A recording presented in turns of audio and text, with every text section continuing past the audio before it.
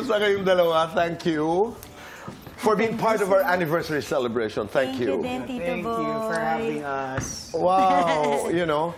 Take me back to 1996 when you started your love team. Teka lang, tanggalin Teka lang, Di ba? Ano yung unang pumapasok sa inyong isipan pag dinadala nyo ang inyong mga sarili nung 1996?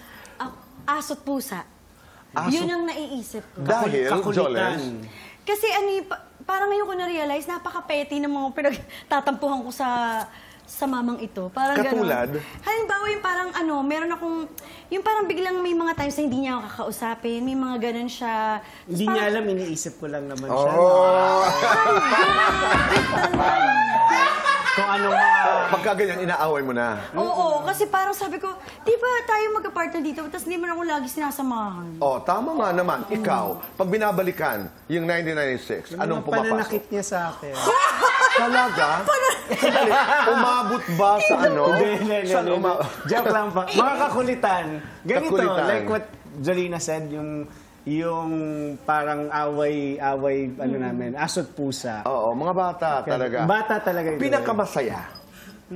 Pinakamasaya, pag yung meron tayong ginagawa sa eksena, tapos parang lumabas talaga yung emosyon. Kahit sobrang sakit nung eksena, halimbawa confrontation, tapos parehong nadala doon sa eksena, para sa akin pinakamasaya yun, para sa love team. Dahil totoong pinagdadaanan ninyo, Marvin. Oo, lalong-lalo na sa Baguio. Yes. Ano yung pelikula yun? Baguio, yung yes, yung Loves Kita Okay Ka Loves Lang. Kita Okay Ka Lang. Kasi I guess, dala rin ng ganda ng lugar, malamig, masaya, tapos walang uwian. Kasi pag sa Manila, after the shoot, kanya-kanya na. Doon, hindi, magkakasama kami. Alam mo, parang kakaiba ang ngiti mo, ha? Hindi, pero there was a film that you did na magkaaway kayo. Ay, oo, Hey, yung huli. babe! Alam namin. Bakit kayo nag-aaway? Wala, yun na nga. Wala nga akong maalala na seryosong away natin na. Wala talaga. Pero Tito Boy, natapos namin yung pelikula po ng may tampuhan. Talaga? Pero ang galing ni Jolina, di ba? Wag ako lang, ikaw din, siyempre. May tampuhan dahil... Hindi ko na nga maalala, Tito Boy. Hindi mo na alam ang dahilan. Basta pag sinabing game na, kinikilig naman ako pagka uma-acting na siya. Oo. Sample nga tayo ng isang eksena. Ano gusto mong Umayos eksena? ka, Marvin. Oo, di ba? May Yung ganun. sa yung oh yes. Yes. Oo. Kasi Tito Boy, yung eksena dito talagang kaya napasigaw Hindi na ako. naman Oo, di ba? Yung mga... Okay, yung eksena yung sa'yo. Napasigaw ako dito dahil talagang, ang lakas nung nararamdaman ko na it's just more than friends. Ganon. Ganon. Okay. Chang Susan? 5, 4, 3, 2, action! Leave me alone. Ay, wala palang ganon. Get out of my way.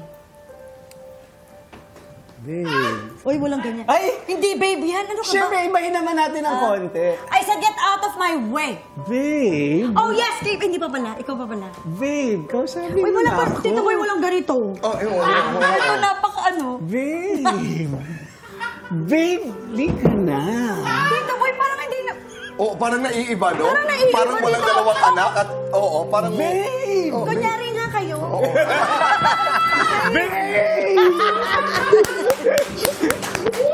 Wag! Please, wag! I mean, nakakatawa Pero Tito naman, Boy, no? alam nyo, in fairness talaga kay Marvin, kahit anong inis ko sa kanya, pero pag nakita ko na yung ngiti niya na yun, Wala parang na, kinikilig nawawala. na ako.